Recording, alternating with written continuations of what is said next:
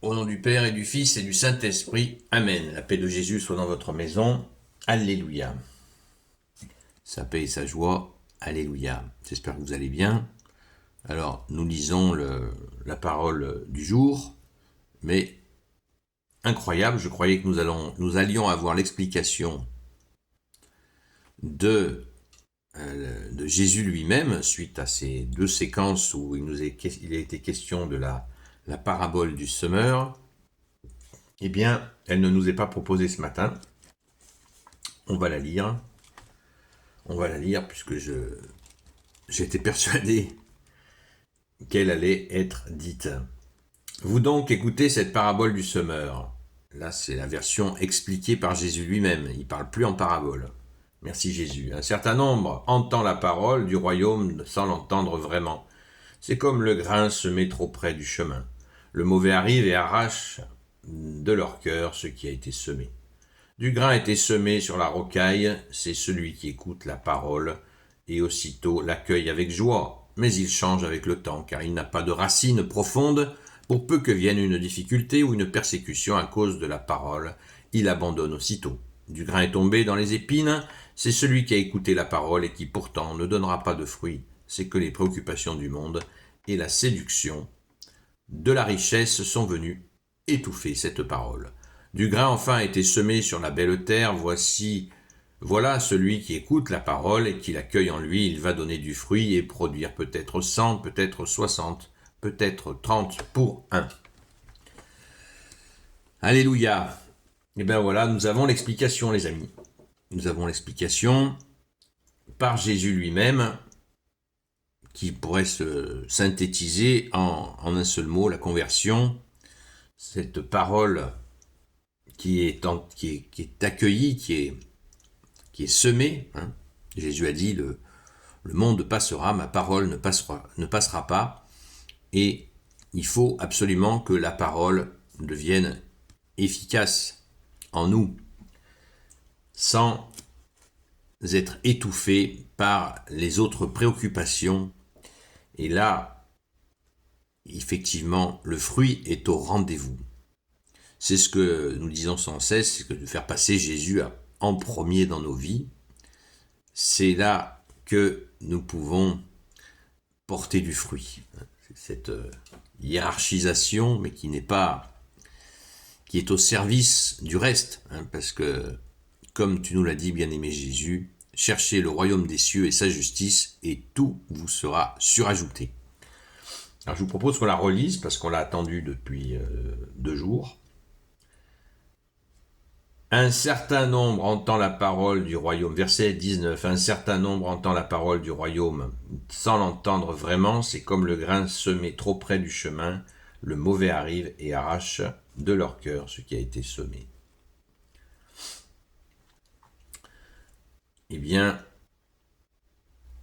là, trop près du chemin, c'est-à-dire où tout le monde passe, et c'est superficiel, c'est pas encore ancré. La parole n'a pas été intégrée, et hop, la parole ne reste pas dans le cœur de la personne. Du grain a été semé sur la rocaille, c'est celui qui écoute la parole et aussitôt l'accueille avec joie. Super, il est content. Il est content, il a reçu la parole de Jésus, la parole qui est la parole de Dieu, la parole vivante. Il est super content. Mais il change avec le temps car il n'a pas de racine profonde. Voilà, il ne l'a pas intégré donc. Il ne l'a pas intégré. Pour peu que vienne une difficulté ou une persécution à cause de la parole, il abandonne aussitôt. Voilà. Il n'en a pas acquis la profondeur suffisante pour mener sa vie avec cette parole qu'il a entendue. Mais il était content, comme un vernis si on veut. Du grain est tombé dans les épines, c'est celui qui a écouté la parole et qui pourtant ne donnera pas de fruits. C'est que les préoccupations du monde et la séduction de la richesse sont venues étouffer cette parole. Jésus, tu nous le dis avec cette phrase magnifique, il faut choisir entre Dieu et l'argent. Entre le Dieu argent et Dieu, le vrai Dieu que tu es. La séduction des richesses. Voilà. personne met la parole de Dieu en dessous de ses préoccupations matérielles. Et hop, c'est foutu. Dans les épines, hein, parce que la séduction du monde, c'est les épines qui vont avec. Du grain enfin a été semé sur la belle terre. Voici celui qui écoute la parole et l'accueille en lui, il va donner du fruit et produire peut-être 100, peut-être 60, peut-être 30 pour un, peut-être. Pour une semence, c'est le développement c'est les fruits, c'est les fameux fruits dont parle Jésus.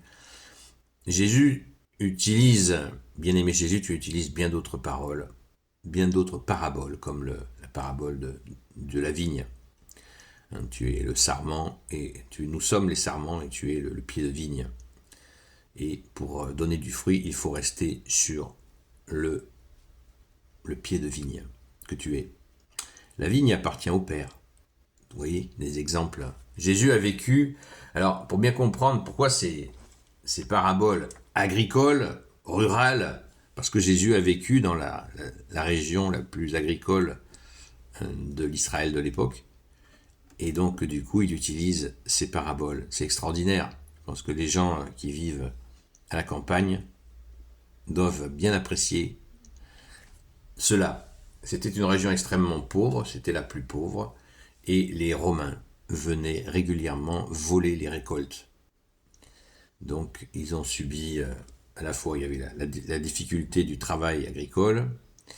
Jésus était charpentier, lui, il était artisan, avec le grand Saint Joseph.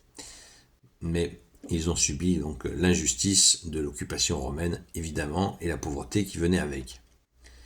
Ce qui explique aussi ce côté village où Jésus a vécu avec tout le monde, où à l'époque les enfants vivaient tous ensemble dans les villages.